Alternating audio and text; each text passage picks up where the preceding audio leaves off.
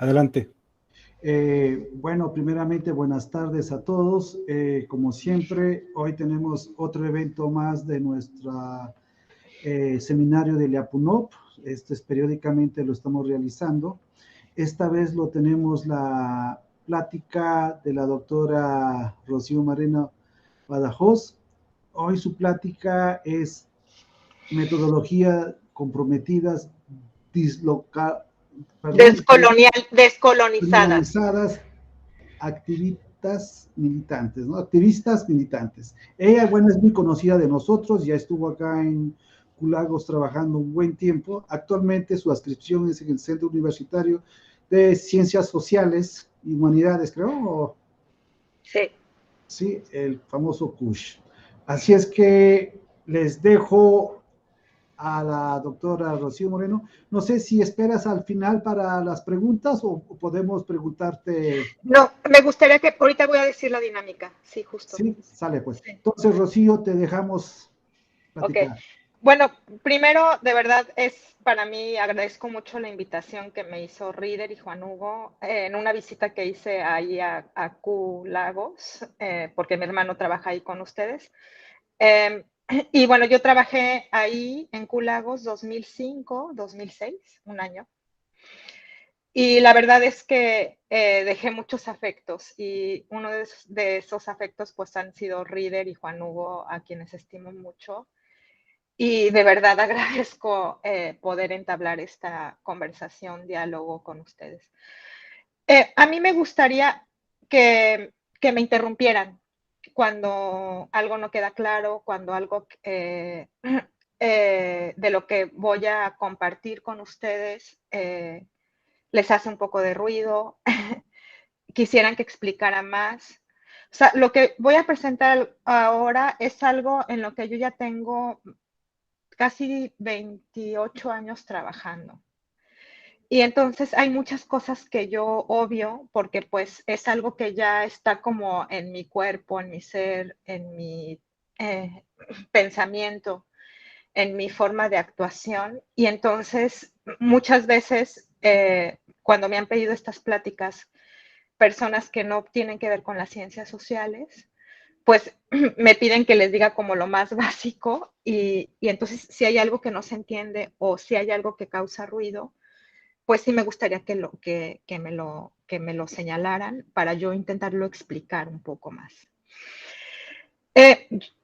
Esta charla que voy a dar no es la primera que doy para gente de ciencia básica, es la tercera.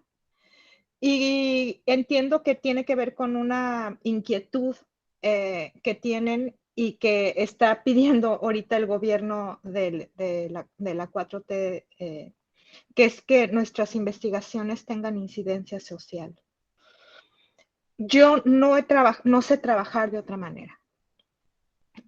Yo siempre he trabajado desde una investigación comprometida, con incidencia social, directamente con actores, una investigación militante y porque soy activista y he sido activista durante más de 35 años.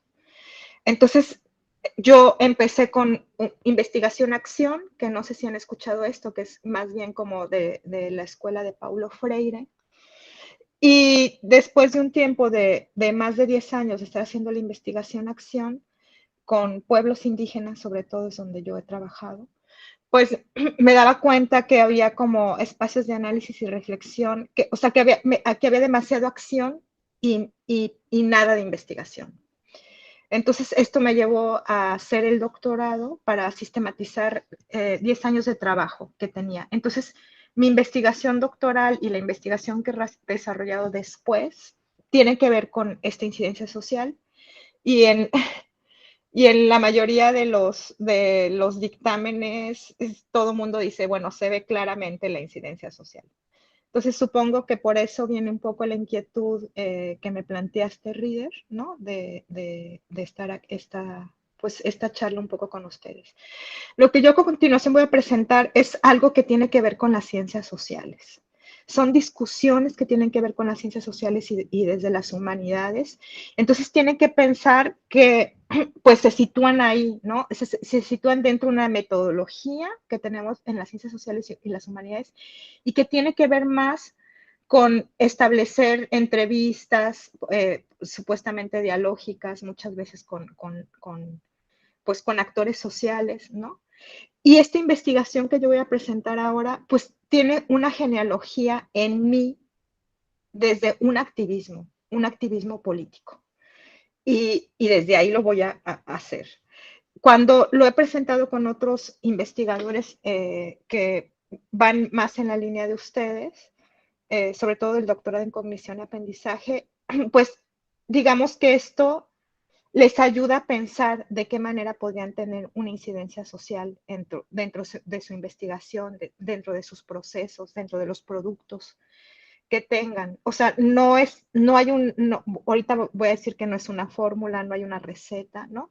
Solamente como ciertos principios en los que yo y otras personas que hacemos este tipo de investigación nos regimos y para lo que es importante.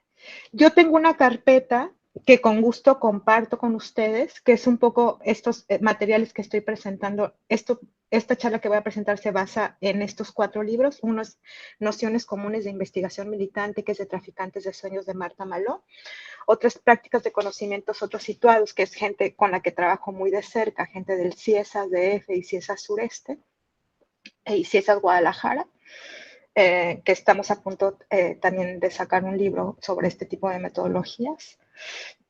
El siguiente libro es también gente con la que he trabajado, que es Shannon Speed y Xochitl Leiva. Shannon está en la Universidad de UCLA y Xochitl está en la Universidad del CISA Sureste. Y el siguiente libro es sobre, bueno, es Investigación en Movimiento, que también es con gente con la que he trabajado, que es Gunther Díez y Alberto Arribas.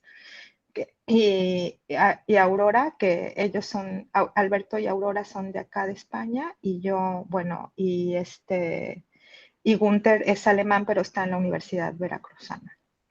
Hola, Pedro. Bueno, siguiente. Víctor, no sé qué Víctor es.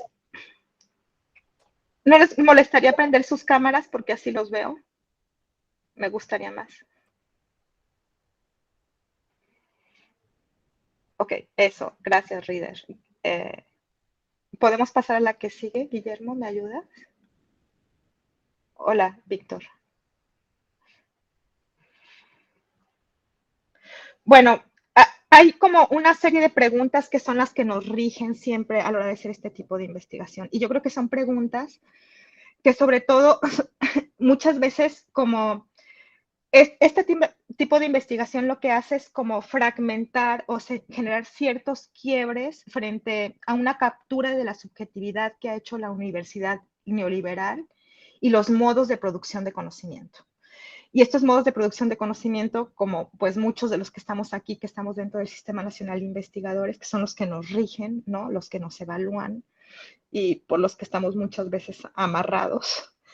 Entonces, que creo que también es algo que tenemos que preguntarnos mucho, por ejemplo, en las tesis que de repente hacemos, ¿no? O sea, las tesis muchas veces están, o los posgrados están determinados por ciertos tiempos, donde lo que hacen los estudiantes es como empezar a producir o a hacer su investigación, pero difícilmente se responde para qué o para quién se produce conocimiento. O sea, se produce conocimiento para las personas, para la comunidad científica, para el CONACYT, para el posgrado. O sea, creo que esta es una primera pregunta que nos respondemos todos. Y esta primera pregunta, en el caso de una investigación comprometida con incidencia social, es que finalmente esa investigación que se produce tiene un propósito. Y el propósito tiene que tener una incidencia social. Y esa incidencia social, pues, tiene que ver finalmente pues, con una cuestión de justicia social, ¿no? Esta investigación, o sea, la investigación que hacemos, ¿a quién le sirve? ¿A la comunidad científica? ¿Al CONACYT? ¿A la universidad? ¿Quién es quien nos define qué hay que investigar? O sea, muchas veces lo que pasa es que o que las ayudas que salen dentro del CONACYT son los que moldean los deseos, las aspiraciones y los propósitos de la investigación. Y en una investigación que es comprometida o con incidencia social, esto no pasa.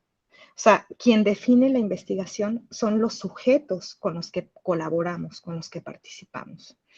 O puede ser una causa social o un posicionamiento político que se tenga frente a una injusticia, frente a una desigualdad, frente al racismo, frente a la explotación económica, o sea, frente a toda una estructura del capitalismo que lo que hace es generar privilegios y clases sociales y divisiones, ¿no? Entonces, justamente como pensar que en lugar de empezar a captar fondos y que los fondos nos digan qué es lo que hay que investigar, lo que nosotros hacemos es todo lo contrario. O sea, las investigaciones parten de cuestionamientos políticos. ¿Cómo investigamos? Un poco cómo es el proceso, el procedimiento, o sea, lo hacemos con personas, lo hacemos con, pues muchas de ustedes lo hacen con materiales, ¿no? ¿Quién toma las decisiones? La tomamos nosotros, la toma el CONACYT, cómo se hace. ¿Cuáles son las prácticas concretas que se ponen en marcha al interior de los proyectos? Y en ese sentido tiene que ver con la situación de quién decide.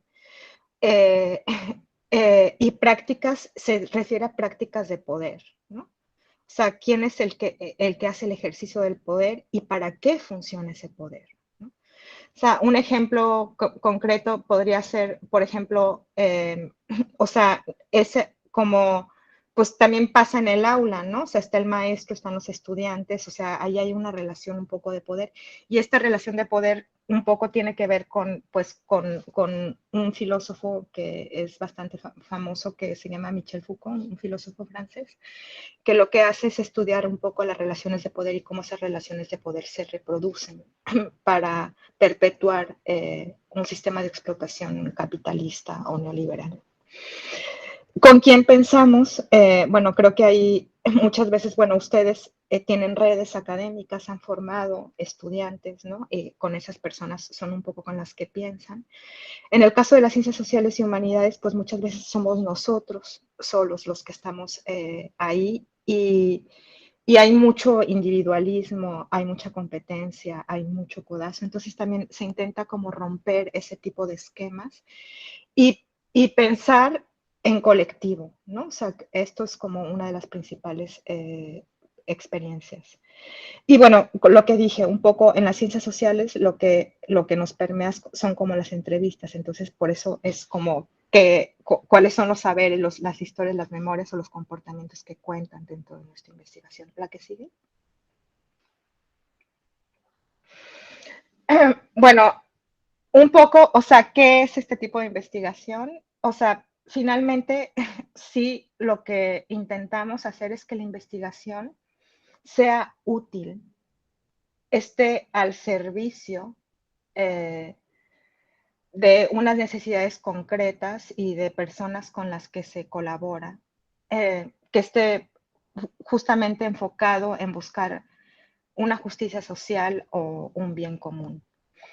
No hay una receta, no hay un anclaje, no hay pasos, no hay rutas, no es homogénea, o sea, justamente hay un texto que pasé que no sé si leyeron, que es como Alberto Rivas dice, pues a colaborar o hacer una investigación con incidencia social o con colaboración se aprende haciendo, o sea, se aprende colaborando. O sea, y no todo no siempre es pues exitosa, ¿no? O sea, yo también reconozco que pues que a pesar de que sigo apostando por esta investigación, también tiene un camino de insatisfacciones, acumulación de insatisfacciones, de que también hay frustración, ¿no? Entonces, bueno, es finalmente, pues lo que se hace es como eh, que el proceso de producción de conocimiento, o sea, todo lo que es todo el proceso, desde la definición del tema, cómo se va a hacer la investigación, incluso la parte del análisis y y la teorización se hace con sujetos con quienes establecemos un compromiso. Y esos sujetos con los que establecemos un compromiso es un compromiso político. Es un compromiso que nos atraviesa el cuerpo, ¿no? O sea, por ejemplo, yo en el caso de Cherán, ¿no? O sea, yo estuve aquí viviendo en Barcelona durante 6 años, que fue justo la guerra que se desató con Calderón. Y entonces regresé al país y regresé a vivir a Michoacán y estuve en fuego cruzado entre autodefensas y el crimen organizado. Por fortuna salí. Y, y de repente a las 7 de la noche estaba metida en mi casa en Pátzcuaro porque la plaza, bueno, un grupo del crimen organizado se apoderaba de la plaza de Pátzcuaro. Entonces, no estaba dispuesta yo a normalizar, ¿no?, ese tipo de violencia. De repente, de estar aquí como paseando en Barcelona en una bicicleta y que no sentía acoso sexual, pues de repente llegué a Pátzcuaro y sentí acoso sexual, incluso fui perseguida para ser torturada sexualmente. Entonces, no estaba dispuesta a normalizar ese tipo de violencia en mi cuerpo. Y entonces, yo encontré en Cheral como una fórmula para sacar pues, el crimen organizado y la violencia que estaba atravesando mi vida en ese momento y que estaba poniendo en riesgo mi vida. Entonces, es justamente como desde eso que me atraviesa, desde eso que yo veo que no estoy dispuesta a normalizar, ahí es donde se establece un compromiso y desde ahí se produce conocimiento, ¿no? O sea, muchas veces, por ejemplo, en el caso de las luchas de las mujeres, pues es como ahorita el feminismo se ha convertido como en una marca, ¿no? Como yo tengo miedo de que la investigación militante y comprometida se convierta también en una marca. Y el hecho de poner mujer, pues no significa que haces una investigación feminista, tiene que ver con comportamientos, relaciones. Y entonces eso también te permea en tu comportamiento y en tu relación, en tus relaciones que haces con las personas, con los sujetos de investigación, con tus compañeros de trabajo, con tus estudiantes. Y es un trabajo que tiene que permear también tu casa, ¿no? Y tu vida. O sea, un poco la gente que hace como cuestiones de ecología o economía social y solidaria, pues no puede estar trabajando con colectivos de economía social y solidaria y no comprar esos productos de esas personas. Entonces, es como un cambio que viene de algo que te atraviesa, que lo haces con los sujetos, pero que también permea tu vida, o sea, tu vida privada. Y ese es un poco, pues también lo que hay que pensar, o sea, uno no se vincula con un grupo porque te están pidiendo incidencia social, ¿no? Sino, o sea, pensar qué es lo que te atraviesa, cuál es el malestar que también se genera contigo en tu vida cotidiana y a partir de ahí, pues, establecer una forma de investigación comprometida. Eso es más o menos lo que en mí está y en muchos de nosotros que nos dedicamos o hemos decidido este camino está. Y pues también está como, o sea, justamente es a partir de ahí donde se empieza, o sea, que esto es súper importante, o sea, siempre intentar hacer que sea un pensamiento colectivo. Y bueno, esto difiere mucho y pasa y tiene límites esta investigación, ¿no? O sea, todavía hay cosas que hay que arreglar y una cosa, por supuesto, que tiene que ver con la autoría, ¿no? Cuando hacemos un paper, pues eso tiene una autoría individual y tiene una forma de pensamiento también individual. Entonces, ahorita voy a ir un poco a decir cómo intentamos arreglar ese tipo de situaciones. Bueno, a quienes han llegado después, les había comentado al principio que me pueden interrumpir cuando algo no queda claro, cuando algo piensan que hace ruido con una captura de la subjetividad que nos ha hecho hasta ahora la universidad y la forma de producción de conocimiento que pensamos o que hacemos, ¿no? Entonces, por lo regular, muchas veces me interrumpen y no hay problema por eso, porque no sé si va a haber tiempo para preguntas y respuestas, pero si las quieren anotar, pero si las quieren hacer inmediatamente también las pueden hacer. ¿Me ayudas con la que sigue, Guillermo? Gracias. Bueno, esto tiene implicaciones, ¿no? Y yo creo que una de las principales cosas es que, pues, uno tiene que tener un pensamiento crítico y autocrítico. O sea, yo difícilmente veo que alguien pueda hacer una investigación comprometida y militante si no tiene pensamiento crítico. Y pues hay que negar un poco o intentar, pues, lo que uno hace con este tipo de investigaciones también es que a la hora de que se hace un pensamiento colectivo, que se hace un compromiso con otros sujetos o con otros actores a través de afinidades políticas, afinidades éticas, afinidades de compromiso social, afinidades de justicia social. Pues uno lo que tiene que hacer es como descentrarse, ¿no? Y descentrarse significa que uno no puede controlar la investigación. Uno no puede ponerse en un posicionamiento jerárquico de yo soy el investigador experto y tú eres el sujeto no experto y yo te voy a guiar, ¿no? Un poco. O yo sé cómo se hace la investigación. Sino que justamente es como el investigador pierde por completo la jerarquía, la autoridad y el control del proceso de investigación y se empiezan a pensar en esquemas más horizontales de toma de decisiones, de qué es lo que se va a hacer, qué es cómo se va a hacer, cuáles son los productos finales de la investigación. Pero también uno tiene que tener un montón de vigilancia epistémica y la vigilancia epistémica va en dos lados.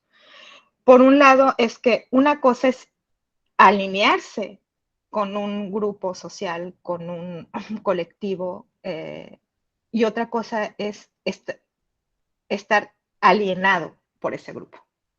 O sea, en el sentido de que tú pierdas también la crítica, ¿no? Y la autocrítica a ese proceso. O sea, que es un poco, yo he pasado por esto, ¿no? Un tiempo yo estuve trabajando con pueblos indígenas, estuve trabajando con con un consejo mayor náhuatl de las comunidades de la Sierra de Manantlán, y de repente, como lo que decía el consejo mayor era como si fuera una palabra que no se podía cuestionar, ¿no? A pesar de que había muchos cuestionamientos dentro de la toma de decisiones.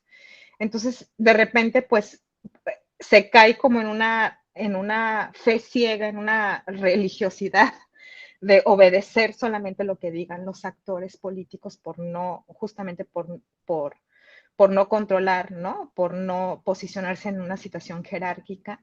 Entonces, pues uno tiene que tener esa vigilancia epistémica de que no puedes tampoco estar alineado a esa situación, que no puedes perder tu autonomía como investigador, pero que también debes saber una vigilancia epistémica de también saber en qué momento puedes hablar y en qué momento te tienes que callar y cómo también los silencios hablan o dejar que la otra gente hable. Y que muchas veces ese dejar que la otra gente hable va a ser que va a cambiar nuestros modos de ver la investigación, de ver los procesos de investigación, de ver las metodologías, pero que justamente es como establecer como el proceso de investigación como un espacio de interaprendizajes. O sea, que uno también aprende y ellos también aprenden. O sea, muchos pueblos indígenas, investigadores indígenas, un poco han hecho la crítica de decir, bueno, el método científico, o sea, critica a los conocimientos tradicionales cuando también el método científico se establece dentro de una tradición. O sea, tiene un pensamiento tradicional y una forma de hacer tradicional, ¿no? Entonces, pues es un poco establecer un proceso de interaprendizaje que muchas veces, pues nuestros modos que nos han dicho que así se hacen las cosas, pues de repente se van a derrumbar. Entonces también es estar pues dispuesto, ¿no? A esa parte. Y pues de repente cuando uno hace este tipo de procesos y este tipo de investigaciones, el otro día que estaba con los del doctorado de cognición y aprendizaje, un investigador que estaba como haciendo un proceso de neurociencias con, con estudiantes wixárikas, ¿no? Decía, pues de repente pasa que en la Sierra Wixárika hubo una violencia y entonces entró el crimen organizado y entonces uno qué hace, ¿no? Pues, o sea, también implica involucrarse en ese tipo de situaciones. O sea, implica una sensibilidad de no solamente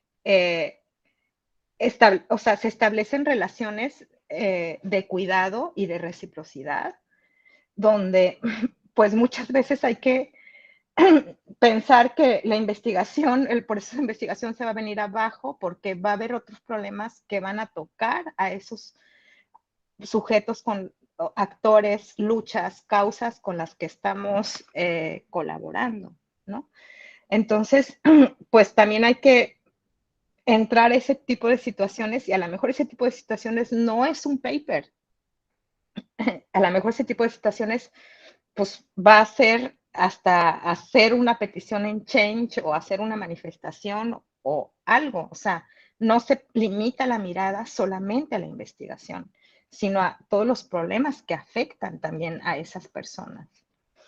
Entonces, ahí viene pues un compromiso ético y político y eso tiene una implicación de corporal de poner el cuerpo ahí con esos sujetos y esas personas. Y bueno, esto un poco lo que decía es que pues lo que se piensa, o sea, se tiene que pensar es que este tipo de investigación no, el punto de partida no es una pregunta de investigación, no es un objetivo, no es una hipótesis. O sea, el punto de partida de estos procesos y de estas formas de investigación es una necesidad que tiene eh, un grupo, un colectivo. Es un malestar. No sé, por ejemplo, estoy pensando aquí ahorita me encuentro en Barcelona. Pues, por ejemplo, aquí ahorita hay todo un movimiento de gente que está, pues, que la pandemia los alcanzó económicamente, no han podido pagar renta y los han tenido que desalojar de sus casas, ¿no?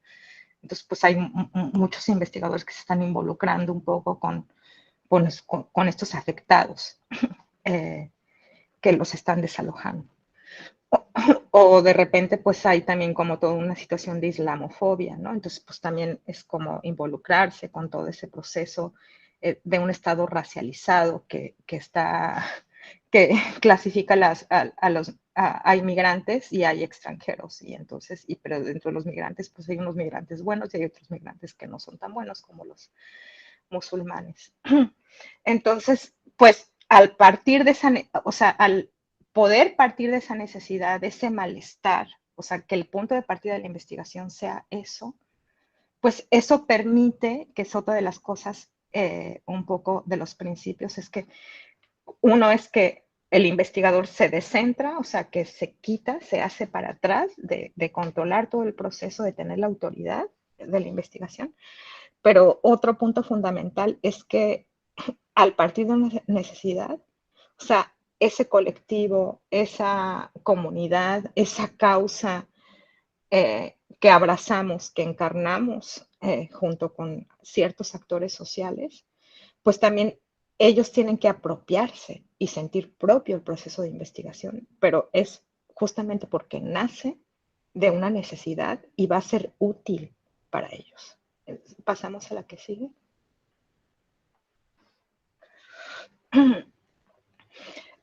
Entonces, pues justo es, bueno, lo que se intenta hacer, hay como ciertas premisas y principios políticos que tenemos, y una es que, pues, estamos intentando pensar que, o lo que intentamos quebrantar es como las formas extractivistas que por lo general hace la investigación. Extractivistas en el sentido que pues lo que hacemos en ciencias sociales muchas veces es que vamos, entrevistamos o hacemos una entrevista a cierto grupo. Y entonces esa entrevista, pues nosotros la hacemos en un artículo que nos va a dar un capital económico, o lo hacemos una tesis que nos va a dar un capital simbólico como un título, pero finalmente pues a esas personas, ese saber, esos conocimientos que nosotros capturamos a través de una grabadora, que transcribimos, que lo hacemos, los ponemos en teorías y demás, pues a ellos no se les va a capitalizar de ninguna forma, o sea, no se les va a traducir ni en una cuestión económica, ni en una cuestión simbólica. Y entonces nuestros cuestionamientos tienen que ver con unos cuestionamientos éticos que tienen que nos estamos cuestionando, o nos cuestionamos de que no es ético vivir de lo que otros saben, vivir del conocimiento de otras personas. Y entonces, cuando hacemos este tipo de procesos, pues efectivamente también tenemos que cuidar nuestra producción de conocimiento. Y lo que hacemos, o lo que yo estoy haciendo, por ejemplo, muchas veces es que, pues, más bien lo que hago es como hacer reflexiones metodológicas sobre el proceso y no tanto, y hacer como otro tipo de materiales, y eso es lo que voy a explicar un poco más adelante, que yo creo que es como el ámbito en el que podrían empezar un poco a moverse, o los caminos que he platicado con otras personas que hacen ciencia básica, que han encontrado para pues que podrían como ver de qué manera la incidencia social que les están requiriendo se puede mover hacia ese lugar. Entonces, pues cuando uno hace este tipo de procesos también no hay que romantizarlo, no todo es horizontal, ¿no? O sea, no todo es 100% colaborativo. Muchas veces, pues en muchos de esos procesos hay procesos que son muy colaborativos y otros procesos que no son tan colaborativos, como puede ser pues un paper, ¿no? Que ahí pues la producción de conocimiento es individual y la autoría es individual. Ride, bueno, ya. Lo que también estamos pensando es como intentar como escuchar a los sujetos, esto sí es súper importante, que están cuestionando ética y políticamente las condiciones en las que se realiza la investigación. O sea, en mi caso, muchos pueblos indígenas empezaron a cuestionar a los antropólogos y decir, bueno, esta investigación, o sea, ¿en qué me va a beneficiar? ¿En qué va a beneficiar a mi comunidad? ¿En qué va a ser útil? ¿A qué va a ser? O sea, ¿para qué va a servir? Y es un poco ahí donde se empezó a mover. Me gustaría leer un fragmento de algo que para mí responde mucho esto, y que tiene que, ahorita en un libro que se estaba presentando por aquí, me parece que responde esto, ¿no? Y dice, necesitamos preguntarnos si el conocimiento que producimos analiza efectivamente las estructuras de poder tal como existen en el mundo actual. ¿Lo estamos haciendo de una manera que tenga una conexión orgánica con los movimientos de liberación que buscan derrocar esas estructuras de poder? En una editorial escrita para la edición inaugural de la revista Race y Class en 1974, se plantearon una serie de preguntas a la academia sobre su relación con los movimientos de liberación. ¿De qué nos sirve tu conocimiento? En tu análisis de nuestras realidades sociales, ¿nos dices qué podemos hacer para transformarlas? ¿Tu comprensión de nuestra realidad se comunica con nuestra experiencia? Lo que transmites en un idioma, que puede ser el inglés, lo que transmites se traduce en un idioma que nosotros podamos entender. Si no haces ninguna de estas cosas, deberías no solo rechazar tu conocimiento, sino, en el interés de nuestra propia liberación, considerarte una amiga de nuestros enemigos y un peligro para nuestro pueblo. Lo que pasó en el caso de los pueblos indígenas es que mucha de como la investigación que hacían los antropólogos funcionaba para el servicio del Estado, para que a través de unas políticas indigenistas hicieran una ingeniería social de mestizaje. Y entonces los pueblos indígenas pues dijeron, bueno, este tipo de investigación no nos interesa.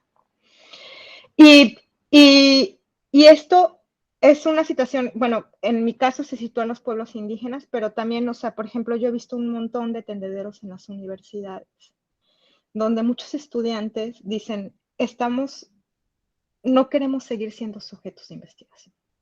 O sea, muchos profesores utilizan a los estudiantes como sus sujetos de investigación. Y aquí hay una denuncia de los estudiantes, ¿no? En mi caso, yo he escuchado la denuncia de los pueblos indígenas. Yo cuando llegué a Cherán, lo primero que, a la hora que presenté un protocolo, la gente de Cherán lo primero que me dijo fue, no queremos que nuestra lucha te sirva como trampolín académico. Aquí hubo un cuestionamiento muy serio hacia mí, o sea, porque yo en el protocolo que entregué ponía que iba a ser una estancia de investigación en Barcelona, que iba a presentarme en congresos, que iba a hacer un artículo, y ahí fue, la comunidad de Cherán dijo, o sea, no. O sea, si tú haces investigación, tiene que servirnos a nosotros, tiene que ser útil para nosotros. O sea, y aquí, o sea, tiene que ver con un principio muchas veces que tienen los políticos y que tenemos nuestros investigadores, y me dijeron, o sea, la investigación tiene que servirnos y no tienes que servirte de nosotros. Y este es un principio político que a mí, pues que me ha funcionado, pero que es importante que cuando hacemos este tipo de investigaciones, pues escuchemos ese tipo de, de posicionamientos que no quieren más como los sujetos con los que estamos investigando. Ahorita está pasando también mucho pues, con las mujeres, ¿no? Y entonces, pues pensar que los investigadores, pues no somos traductores, no somos intérpretes, ¿no? Sino pensar que somos compañeros epistémicos y que tenemos una igualdad, o sea, que no hay un conocimiento que esté más arriba que el otro. O sea, simple y sencillamente hay diferentes formas de producir conocimiento, hay diferentes formas de conocer, hay diferentes formas de saber, pero no es que uno esté más arriba que el otro. Y esto es como muy importante. Y entonces, pues lo que también intentamos hacer es dejar de ver el conocimiento o la producción de conocimiento en clave de capital. O sea, no estamos pensando en un proceso, que el fin último del proceso de la investigación o que el fin último de la investigación va a ser un paper o va a ser una tesis. O sea, esto no puede pensarse como una forma de cuál es el valor de uso y el valor de cambio de un proceso de investigación. O sea, para nosotros el producto final de una investigación no es un paper y no es una tesis. Y la que sigue. El producto final, pues para nosotros es, o sea, lo que nosotros ponemos acento es en el proceso de investigación. O sea, y es un poco lo que decía al principio, o sea, cuando hacemos pues una alianza, en mi caso, pues yo llegué a Cherán un poco con este protocolo, después de estar 2 años ahí colaborando con ellos, pues ellos ya me pidieron que colaborara y que hiciera un libro para la comunidad. Y entonces, ese libro pues no solo, y voy a poner un poco el ejemplo en mi caso, o sea, de qué es lo que digo cuando se pone la situación en el proceso. Pues en ese libro no solamente fue el libro, o sea, se tuvieron que hacer spots en radio. Era es un libro que cuenta un poco como toda la historia del proceso educativo de Cherán, desde antes de que Cherán tiene un proceso de libre determinación. Ellos corrieron a los partidos políticos y corrieron el crimen organizado de su territorio, hicieron su propia forma de autogobierno y tiene como mucha seguridad. Es un poco lo que decía un poco hace tiempo, o sea, ¿qué me atravesó? A mí me atravesó cuando llegué a México, que vi en riesgo mi vida y quería llegar a un lugar donde, donde se hiciera un ejercicio de no naturalizar que el crimen organizado tiene que mermar nuestra vida, movilidad y miedo. Y entonces, pues, para mí era muy importante aprender de ese proceso, porque yo sí creo que, pues, para mí ese proceso frente a lo que estamos viviendo, a los niveles de violencia, de desaparición, que estamos, que nos estamos acostumbrando y que estamos normalizando. Yo no estaba dispuesta a normalizarlos, no quiero normalizarlos y quiero encontrar como acciones que nos permitan salir de esa barbarie. Y entonces para mí Cherán es un ejemplo de eso y por eso yo quise hacer un compromiso con ellos. Porque también, y entonces, pues a la hora de hacer este libro, pues este libro era un punto de partida para poder seguir tejiendo su proceso educativo dentro de la libre determinación, la defensa de la vida, la defensa del territorio, la defensa de una vida comunitaria. Entonces, pues no solamente el libro se hizo, se tuvo que hacer foros, se tuvo que ir a las asambleas barriales, se tuvo que hacer spots en radio.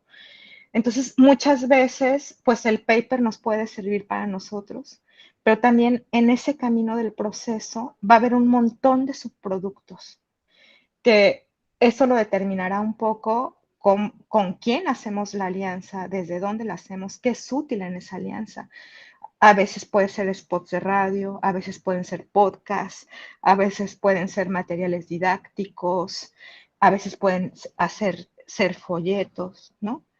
Y entonces, pues pensar que el producto final no es una publicación, sino que hay una serie de subproductos que son útiles para el malestar que quiera acabar. O sea, lo que se tiene que pensar es que al final lo que sí se busca es una transformación social, una transformación de, no sé, o sea, de frente al desahucio, ¿qué se va a hacer? Frente al racismo, ¿qué se va a hacer? Frente a una desigualdad, ¿qué se va a hacer? O sea, ¿cómo se va a transformar eso? Frente a una situación de violencia de género, ¿cómo se va a transformar esa situación de violencia de género?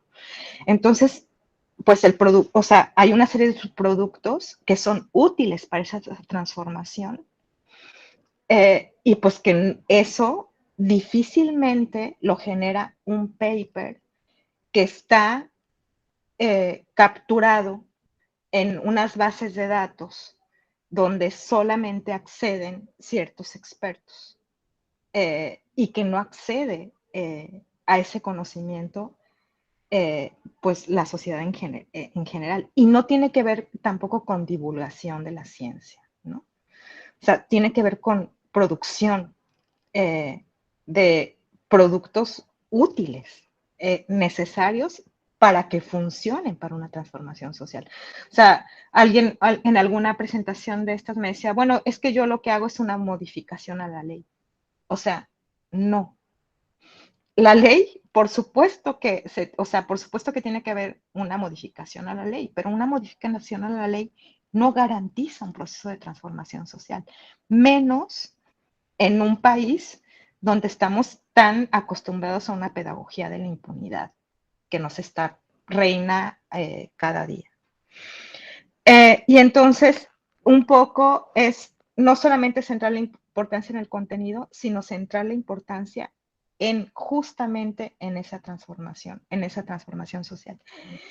Y lo que a mí me ha funcionado también es que siempre que publico, es que antes de publicar, paso el paper a los sujetos con los que estoy haciendo el proceso de investigación, para que, pues, que ellos vean lo que voy a publicar, para que ellos, o sea, para que pues aprueben un poco, pues mi razonamiento, o sea, y a veces no se aprueba, pero pues también se tiene que dialogar, pero creo que, o sea, como una base de la confianza para seguir ese proceso de investigación que no se trunque, porque también pues, yo he sabido de casos pues, de investigadores que los corren de este tipo de procesos, tiene que ver justo con que no piden permiso para publicar. O que muchas veces ganan premios y entonces se quedan ellos el premio y no hay una repartición un poco del premio. Porque pues también hay que pensar que pues eso también se hizo dentro de un proceso colectivo o de una captura de saberes que pertenecen a otras personas. La que sigue. Bueno, uno de los límites, perdón, yo creo que también esto antes un poco, o sea, esto tiene varios límites. no solamente tiene límites, o sea, tenemos problemas. Y yo creo que una de las cosas que finalmente, o sea, yo creo que de los primeros conflictos que nosotros tenemos justamente y de las principales limitaciones y es que como esta forma o estos procesos, primero es que pues que de repente el SNI, el CONACYT, la Universidad Liberal nos pide una forma de producción de conocimiento mínimo de 2 papers al, al año en mi área, pero justamente pues estos procesos, pues el tiempo que marca la comunidad, el tiempo que marcan estos procesos va completamente en contra de los tiempos que nos marca la Universidad Neoliberal. O sea, que finalmente estos, pues, o sea, esta forma de producción de conocimiento que nos pide el CONACYT, pues no respeta ciertos procesos de producción pues que la lectura es secuencial, que el pensamiento es más artesanal y que requiere otros tipos de tiempos. Y que finalmente muchas veces, pues cuando uno está dentro de estos tipos de procesos, pasa un tiempo hasta que la confianza se establece, hasta que hay como un desarrollo de una confianza que permite hacer un proceso de investigación. O sea, entre el proceso de confianza que existe, entre que uno llega a este tipo de cosas o de repente también ahorita ya me pasa al revés, que muchas veces me buscan, pues entre que nos conocemos, entre que hablamos, entre que vemos el proceso, cuáles son los productos que quieren, pues esto requiere un tiempo, a veces de 6 meses, a veces de un año.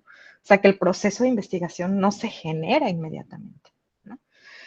Por ejemplo, muchos estudiantes que de repente quieren hacer este tipo de metodologías, por ejemplo, en una tesis de maestría, pues no se va a lograr en algo que establece o pide el CONACYT de 2 años, porque el proceso de establecimiento de la confianza tarda 1 año, 2 años, hasta que yo en mi caso de Cherán, entre que llegué y se hizo el libro, pues pasaron 3 años y mientras tuve que hacer otro tipo de, de cosas que se requerían dentro del proceso de autogobierno de Cherán.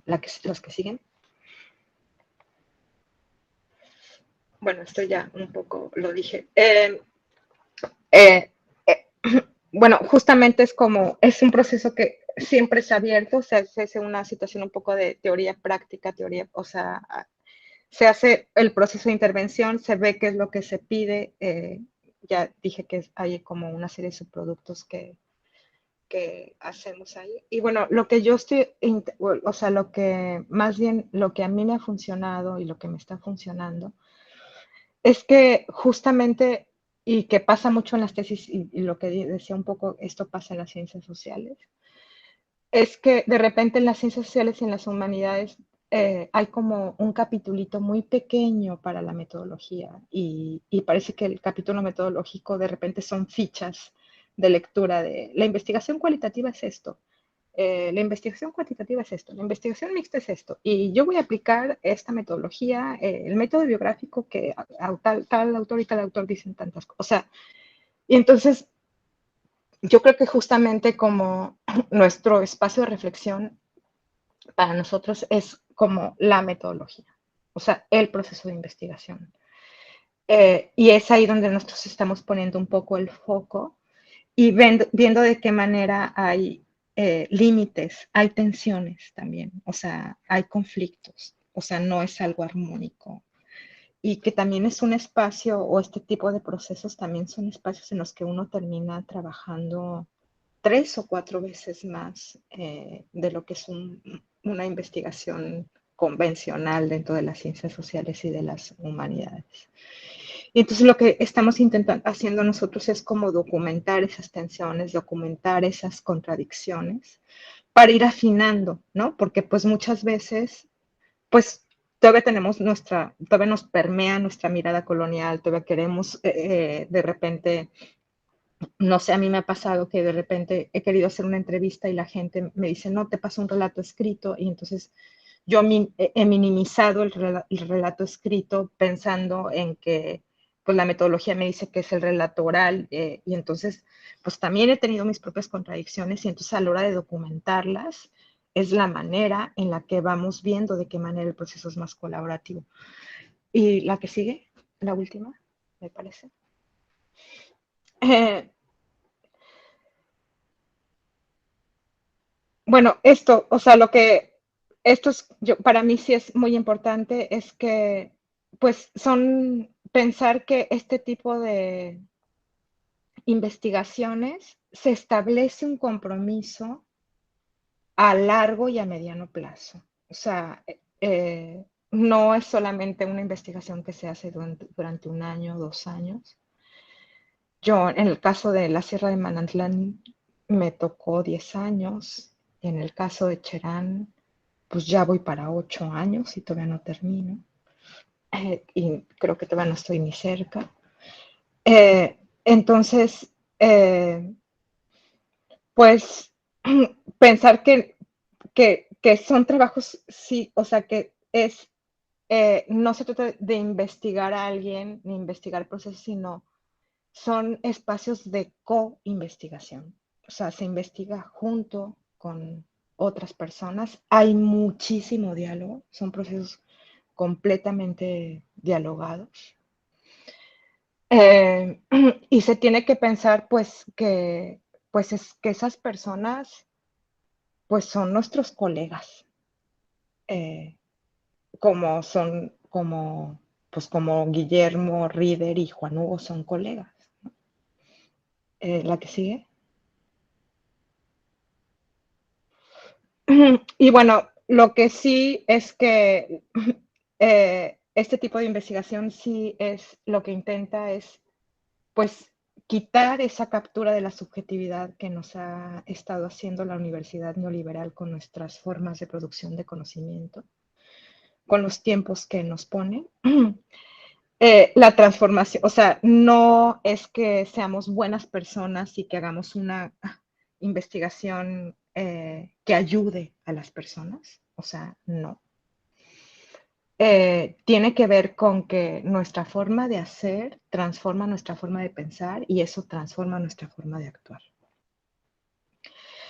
Y que no es un discurso, o sea, es que justamente implica hacer acciones políticas eh, que tienen que transformar nuestra vida privada también. O sea, si trabajamos cuestiones de género o cuestiones de feminismo, pues tenemos que cambiar nuestra relación con nuestras hermanas, con nuestra madre, con nuestras parejas, ¿no?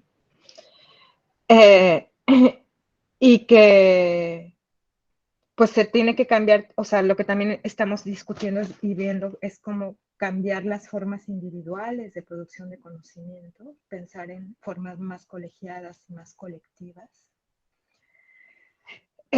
Muchas veces, pues, no sé si pasa en su área, pero pasa mucho en las ciencias sociales y en las humanidades que de repente uno está en la oficina y alguien abre la puerta y entonces te dicen como, te voy a proponer algo.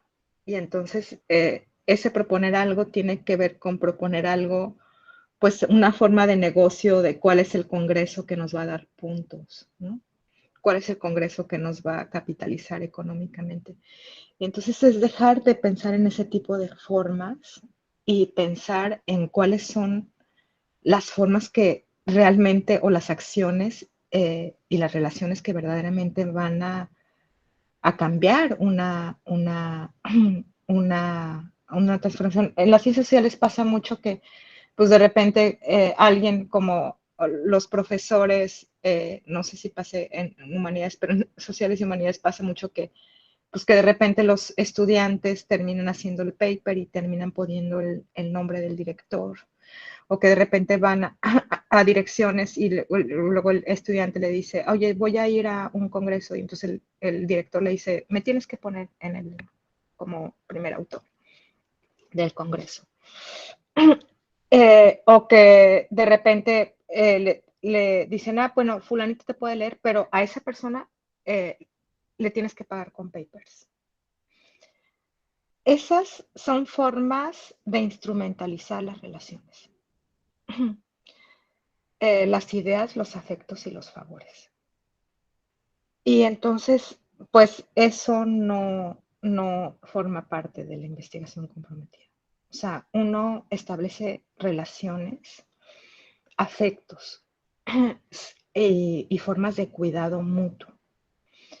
Y establece relaciones de confianza y de amistad. Y las alianzas y las redes que se forman no se piensan en términos de productividad académica, sino en términos de transformación política. Bueno, ya dije un poco que había como una serie de temporalidades divergentes, ¿no? En los dispositivos de evaluación que nos pide el CONACYT para la producción de conocimiento. Y que también, pues, todo este tipo un poco de investigación, pues, también genera como efectos, en el caso de las ciencias sociales y humanidades, que lo que pasa es que, por ejemplo, en la Universidad de Guadalajara nos quitan horas en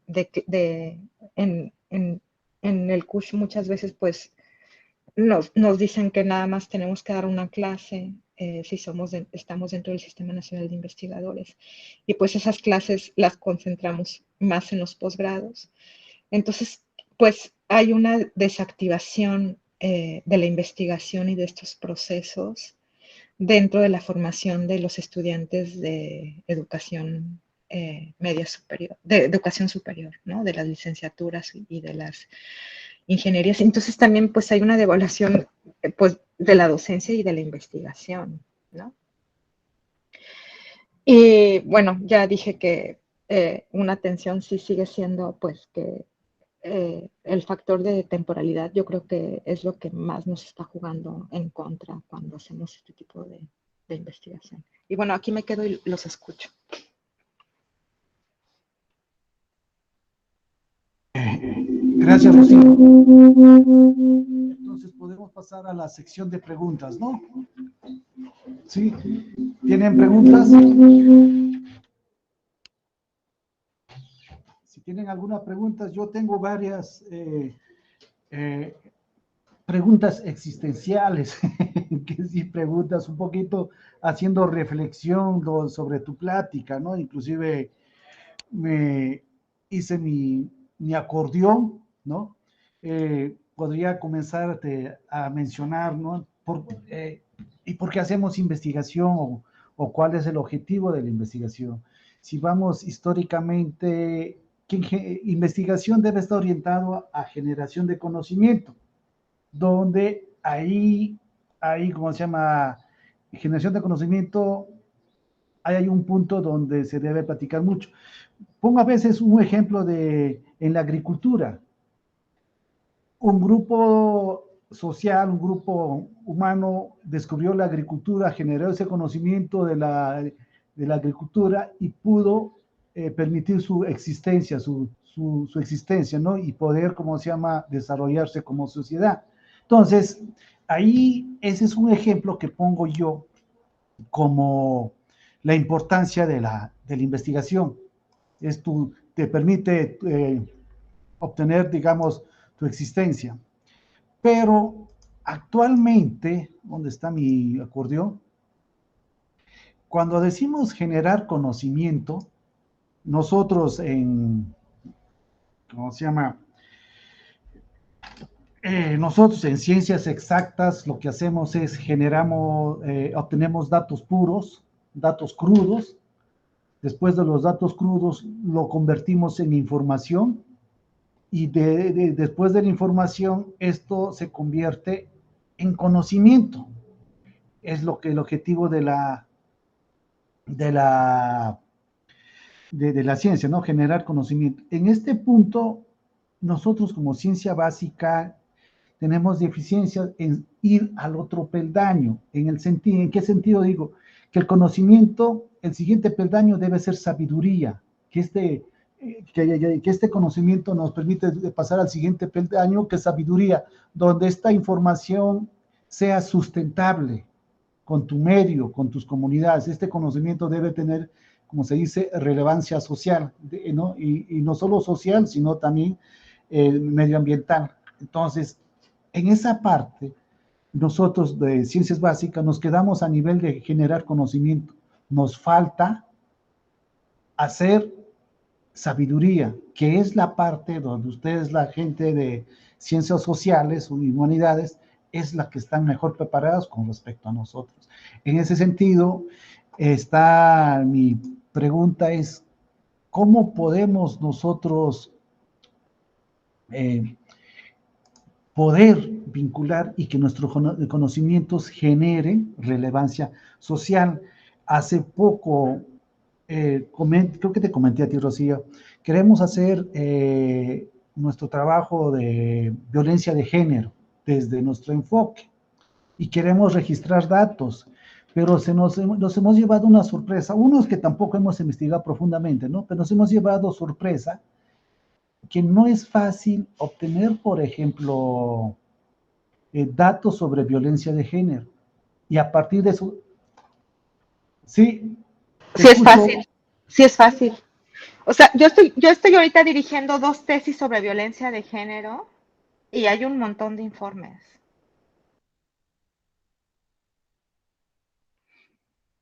Muchísimos. Regreso a, no sé si me dejas un Sí. poquito continuar. Ahí, esa parte me gustaría cooperar contigo, Rocío, y aprender de ustedes. La idea es, nosotros de la Academia de Ciencia Básica, ¿cómo podemos contribuir a resolver o a entender estos problemas sociales? ¿Sí? Porque sabemos que en ninguna ciudad del mundo existe un policía por cada habitante, un médico por cada habitante, un burócrata.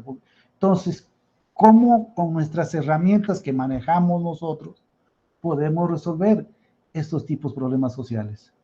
Entonces, ahí es donde creo que es el momento de interactuar con nuestras herramientas y los conocimientos que ustedes hacen poder tener un resultado, pero que tenga incidencia social. Tu micrófono, actívalo, Rocío. No sé si hay alguna pregunta más o respondo un poco esto de Riven. ¿No? Nadie. Bueno, mira, ¿Más preguntas? yo he pensado mucho en esto que me has dicho, Rider. Eh, o sea, una investigación con incidencia social desde una situación un poco de violencia de género, desde mi posicionamiento. O sea, yo no represento a todas las ciencias sociales, ¿no? Esto que tiene que quedar muy claro. O sea, yo tengo, o sea, y lo dije al principio, yo tengo un posicionamiento también de activismo, ¿no? O sea, si tú te vas un poco a o sea, tú desde dónde quieres crear incidencia social, ¿qué tipo de incidencia social? Para mí la incidencia social tiene que ver con transformación social. O sea, yo no voy a hacer un estudio de género, de violencia de género si no tiene una repercusión en transformar esas formas de violencia de género. O sea, ¿a qué me refiero? Un poco. A lo mejor yo puedo hacer un cruce en un principio, ¿no? De la violencia de género, dependiendo de los diferentes informes que existen. Un poco el informe de la ONU, ¿no? El informe de México, hay informes en Jalisco de la Secretaría de la Igualdad Sustantiva, hechos, y en la Secretaría, o sea, hay muchos, hay informes incluso de la Universidad de Guadalajara. El CUSH, ayer o anteayer, presentaron en el Centro de Estudios de Género, hizo una encuesta con base en la misma metodología que ha desarrollado el INEGI para cuestiones de violencia de género. Y entonces se acaban de dar cuenta que 8 de cada 10 mujeres sufre violencia de género dentro de la Universidad de Guadalajara, en el ámbito privado. O sea, tienes que pensar que yo soy activista también y también soy feminista. Entonces, yo, para mí, lo que yo entiendo por incidencia social, ¿no? Tendría que ver no solamente con vaciar los datos en una parte, en una situación o sea, en una base de datos de cómo se comportó la violencia de género y ver esas gráficas, ¿no? O sea, yo para mí, desde mi posicionamiento, desde mi forma de pensar, o sea, tendría que hacerse, o sea, tendría que ir acompañada de ciertas acciones políticas para transformar esa violencia de género, para acabar, disminuir, no, no acabar, no se puede, disminuir los índices de violencia de género. Adelante, River. Ahí cuando dices ciertas acciones políticas, entendamos al gobierno, ¿sí? A la policía, todos, que ellos no son investigadores. Entonces, ¿cómo pides algo al gobierno o cómo nosotros, mejor me cambio la perspectiva, cómo podemos nosotros apoyar a las instituciones, gobierno, policía, en la toma de decisiones, porque esta decisión sea con sabiduría?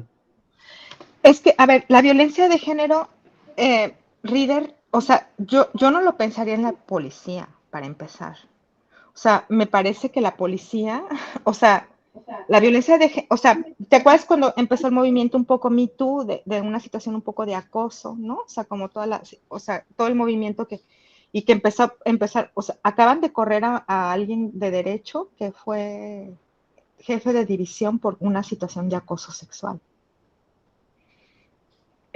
Hace 2 semanas.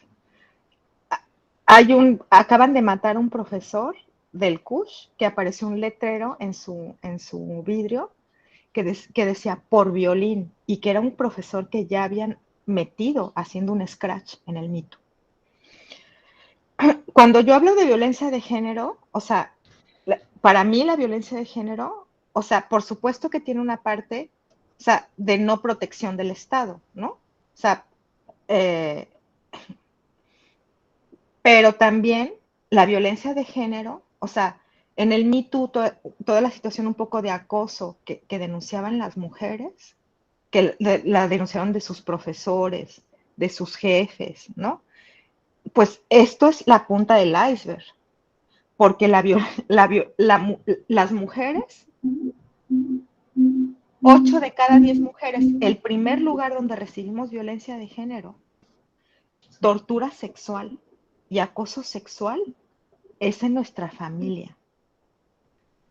Y es de parte de nuestros tíos, de nuestros abuelos, del compadre, de nuestros padres. O sea, el primer espacio es el modelo de familia ideal que todo el mundo quiere. Ahí es donde más se genera, ahí es el punto central de la violencia de género. No es el Estado, es el Eh, ámbito privado. no digo que va en el Estado la policía, sino en términos generales, ¿qué acciones nosotros desde la academia, en términos generales, se puede hacer, ¿no? Para que tanto nosotros como familia, ¿no? Podemos estar, digamos, instruidos en qué cosas mal estamos haciendo, en qué cosas bien estamos haciendo. Entonces, va por ahí mi pregunta de si desde la academia podemos sacar ciertos patrones con nuestras técnicas, digamos, de investigación y poder dar sugerencias. Mira, Eso es sí, o digamos, sea, yo creo que, o sea, lo que yo estoy intentando decir un poco, y te lo digo, o sea, lo digo sinceramente y se los digo a todos, yo no represento las ciencias sociales, ¿no? O sea, mi pensamiento, mi forma de producción no es una representación de las ciencias. O sea, somos algunos los que pensamos de esta manera, no somos todos. Eh, lo que yo creo, o sea, o lo que yo veo desde lo que yo hago, desde un posicionamiento de mi investigación comprometida, activista y militante, es que para hacer eso, o sea, primero, o sea, y es lo que estaba intentando decir durante toda la charla y que lo he pensado mucho. O sea, lo primero sería es que nosotros hacemos investigación desde nuestras pasiones políticas. O sea, no te vas a meter al tren de la violencia de género solo porque está de moda. solo porque te puede redituar puntos. Si te metes al tren de la violencia de género, tiene que ser porque te afecta y porque te importa la transformación, porque tienes una hija y no quisieras que eso la afectara en un futuro. ¿Sí? Entonces, si te metes ahí, ¿no? O sea, tienes que meterlo porque eso te atraviesa a ti, porque estás consciente de que o sea, que en México están desapareciendo un montón de mujeres para meterlas de trata de blancas el crimen organizado, porque sabes que eso le puede pasar a tu hija. Y entonces, como sabes que eso le puede pasar a tu hija, haces un compromiso encarnado por querer transformar esto. O sea, tiene que ser algo que te afecte, que te toque. O sea, si te toca un poco de que tú sabes, o sea, poniendo un ejemplo, que reproduces o que tienes prácticas machistas y que las quieres eliminar, pues entonces se hace una investigación de masculinidades, ¿no? O sea, lo que intento decir es que no, o sea, la incidencia social, desde mi punto de vista, tiene que ver con una situación que tú quieras transformar, que te encarne, que te toque, que te atraviese. Y entonces, a partir de ahí, o sea, en ese querer transformar esa situación, se encuentra el camino del cómo.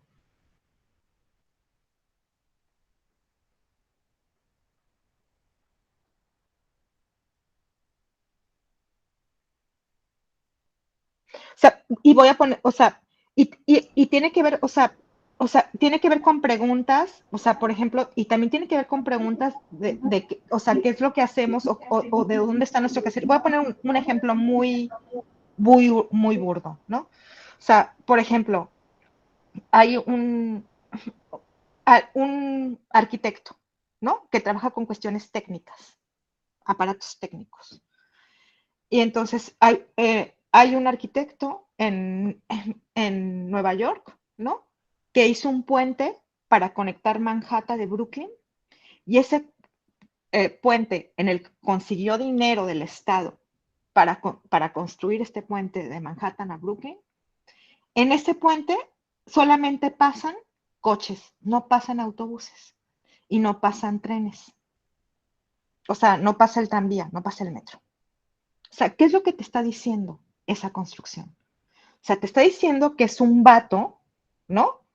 De privilegios que solamente quiere que a su barrio pase gente con coche y que tiene coche y que la clase baja no le interesa, ¿no? Entonces, esa forma de hacer un ejercicio de la ingeniería es un ejercicio de la ingeniería racista y clasista. Eso no es incidencia social.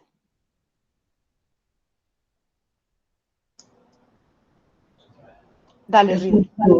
Es bonito ejemplo que pones eso, ¿no? De sabemos que lo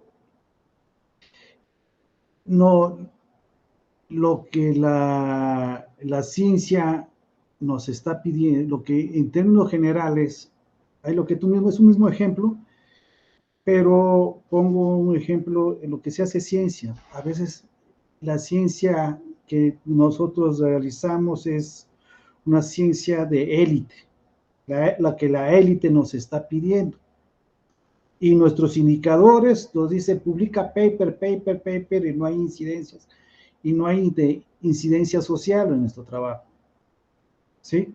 Entonces, algo de eso creo que debemos cambiar nosotros, pero yo me pongo dentro de ese costal, ¿no? De que el sistema nos está pidiendo que generemos conocimientos, pero no tiene incidencia social, ¿sí? Hay cosas, un poco a veces me pongo a reflexionar de los pueblos originarios, ¿no? élite o clasista se llama ciencia, pero un conocimiento de los pueblos originarios se llama folclore, ¿no? Hay cosas que debemos aprender de ellos y vivir en comunidad. Hace poco, bueno, ese es un poquito de reflexión, hace poco estuve, no, un poquito más tiempo, estuve leyendo, por ejemplo, el termitero de hormigas, una sociedad, ¿sí? Viven muchas hormigas, ¿no? En el termitero, pero a veces llegan hasta millones, pero en ese pequeño lugar, las personas, perdón, las hormigas comen, duermen, hacen popó, mueren, nacen y reproducen, y es un ambiente sustentable. Podríamos poner a este ejemplo del termitero como un ejemplo de una sociedad sustentable para nosotros y cómo se está produciendo eso. Ese conocimiento, esa información salió de un modelo matemático, por ejemplo. Ahora sí te escucho. Mira, yo creo que acabas de poner un ejemplo bastante bueno, ¿no? O sea, yo te voy a decir, yo tengo como un montón de amigos y colegas que sobre todo son filósofos, ¿no? Y que estamos como, por ejemplo, que están construyendo universidades para pueblos originarios. Eh, yo también estoy participando en un proyecto así. Y entonces, la filosofía para la construcción de la comunidad, ¿no? De la forma de comunidad que estamos, que se piensa para la universidad, estas dos universidades, una es en Oaxaca y otra va a empezar en Jalisco. O sea, la filosofía la estamos tomando justo de científicos que han estudiado los bonobos, ¿no? Que son estos chimpancés, que sí los conocen, que todos los conflictos, que bueno, que es una sociedad bastante comunitaria, o sea, reparten la comida, no hay jerarquías, eh, y, y mucho lo solucionan con sexo, y no hay sexo, no hay una situación como varón-mujer, o sea, no hay una situación sexo-género eh, fisiológica, y también de las abejas, de la forma de organización de las abejas. O sea, se están tomando como ciertos principios filosóficos para la construcción de la universidad. O sea, que es justamente como, o sea, lo que decía un poquito, o sea, ¿qué es lo que genera bienestar, sociedad? O sea, lo que yo te decía un poquito al principio y que es lo que estoy intentando decir es que la universidad y sus formas de producción de conocimiento han hecho una captura de nuestras subjetividades como investigadores. Y nos han capturado tanto, ¿no? Que nos han hecho pensar que la incidencia social es, o sea, la incidencia social dentro de la cuatro transformación no tiene que ver con la incidencia social que yo te estoy planteando. O sea, la incidencia social, lo que entiende la cuatro transformación, lo que les están pidiendo, tiene que ver con modelos desarrollistas. Y la incidencia social que ellos están pidiendo, si ustedes quieren seguir en el sistema, la van a resolver a través de los pronaces. O sea, ¿qué es lo que quieren los pronaces? Medio ambiente, educación indígena. O sea, esto es lo que quiere la cuarta transformación. Mi planteamiento es otro. Mi planteamiento es que se va a lo más profundo de la situación, ¿no? Que tiene que ver con situaciones que van más desde abajo y no a un nivel de Estado. O sea, para mí, la transformación tiene que venir desde abajo para que pueda irse hacia arriba, no de arriba hacia abajo. O sea, a mí el Estado no me va a decir lo que voy a producir. O sea, yo prefiero seguirme aliando con los pueblos indígenas y hacer con ellos un compromiso político por mejorar lo que está pasando. O sea, toda la situación del cambio climático. O sea, yo veo en ellos muchas soluciones a toda una crisis de seguridad, de vida, de existencia que está, o sea, que está pasando. O sea, lo que está pasando en México no es normal. O sea, no es normal que estemos pisando cementerios. No es normal que haya tantas fosas clandestinas. No es normal tantas balaceras en Guadalajara. Eso no es normal. Y ese es el compromiso que yo quiero hacer desde la investigación. O sea, no estoy dispuesta a volver esa normalidad. Y esa normalidad, o sea, eso tiene que ver con el Estado y una alianza del crimen organizado con el Estado. Yo no me quiero aliar con eso.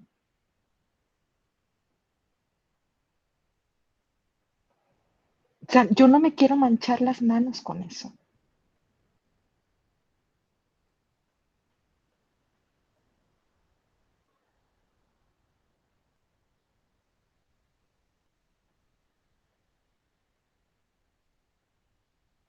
¿Más preguntas?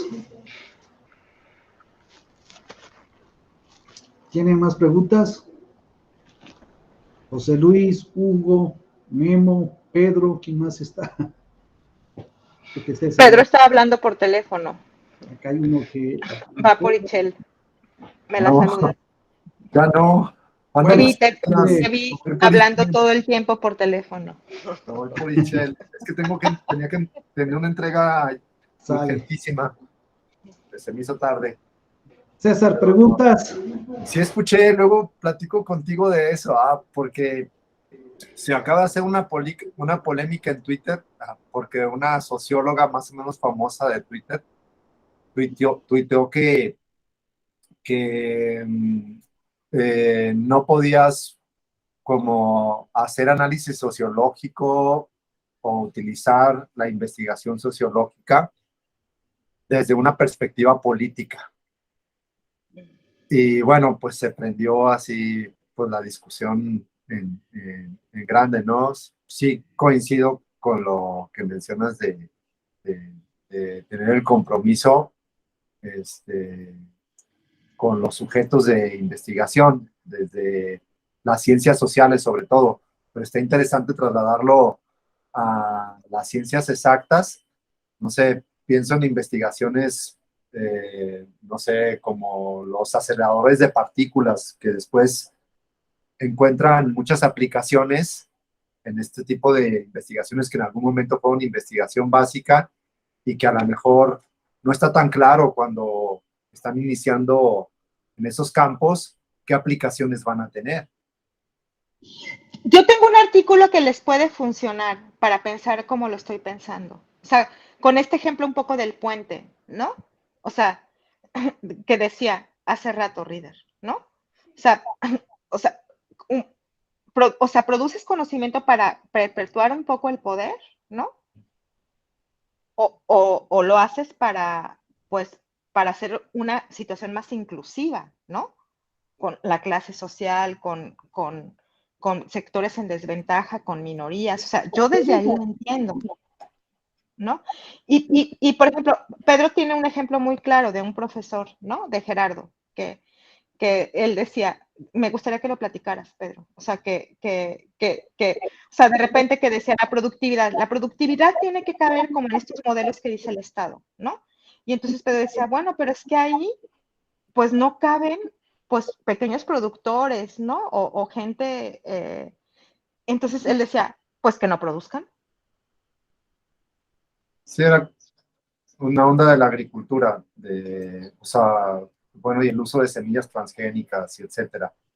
Entonces, pues él como lo pensaba era pues en términos como objetivos de rendimiento, que produce más, y yo le decía, bueno, pero hay pequeños productores que no van a tener acceso a esas semillas y no van a ser tan competitivos como lo son pues las empresas que pues tienen la marca de las semillas, etcétera. Entonces, pues sí, la respuesta como sencilla decía, pues si no pueden integrarse al mercado o si no pueden ser competitivos en el mercado, pues que salgan del mercado. Bueno, pero eso tiene un montón de consecuencias sociales, que a lo mejor termina no teniendo el resultado que esperado por el cual a lo mejor se modificó una semilla, que era para que más personas se alimentaran. O sea, finalmente va a haber un montón de personas que no van a poder comprar los alimentos. Bueno, hay muchas, pues, matices, ¿no? Y aspectos que pueden complejizar eso. Fíjense que mi hija sale a las 2 y son las 2:30. Van a Sale. colgar en la Yo escuela. Bueno, no sé si hay más preguntas. Creo que todo el mundo está ahí como muy callado. Pues muchas gracias. Hola, Rocío. Hola, Hugo. No, un comentario. La verdad es que sí modifica la forma de ver la investigación. Bueno, en el caso de los proyectos que venimos realizando, bueno, yo tengo una visión. Entonces, este trabajo que te presenta Reader como una propuesta para poder desarrollar una investigación, pues es una incidencia que se da en un tema de moda. Pero aquí la parte que tú planteas me parece muy interesante, ¿no? En el sentido de que, bueno, ¿qué vas a modificar? ¿Qué vas a cambiar? Si nada más es para una producción, pues excelente por ser un investigador muy, muy bueno, ¿no? Es lo que marca la investigación, la universidad. Pero creo que es importante eso que planteas, que sí debe de haber una parte donde tú contribuyas a mejorar, a cambiar políticas que modifiquen y no solamente a modificar el Estado, como decía Reader, sino como lo planteas tú, me parece muy, muy interesante, ¿no?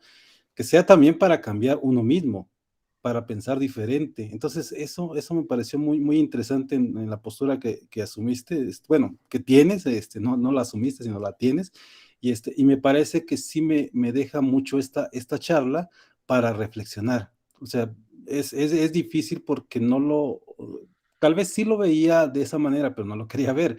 Entonces, creo que es muy, muy constructiva la información que nos das. Muchas gracias por la charla. Es un comentario. No tengo preguntas, más tengo que leer mucho, tengo que documentarme más, pero sí muy, muy interesante todo lo que nos platicaste el día de hoy, Rocío. Muchas gracias. No, a ustedes, yo te paso este Reader, un poco de cómo el conocimiento tecnológico puede ser político. Te lo mando ahorita si quieres, por el WhatsApp y se los pasas a los demás.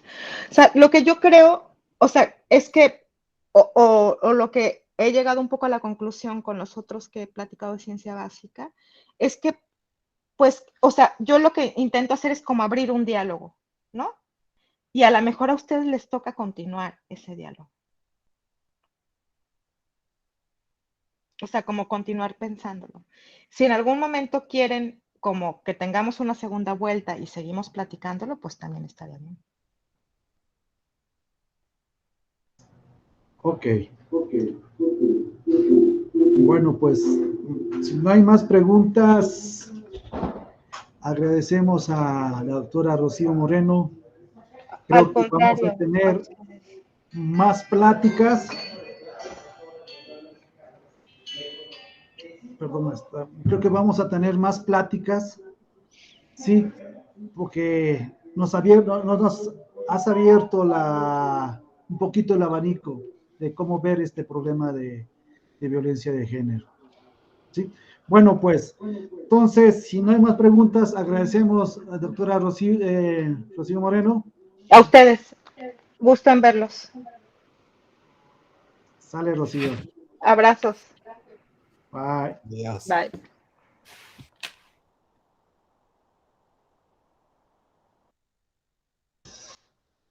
Detenga la grabación, Hugo.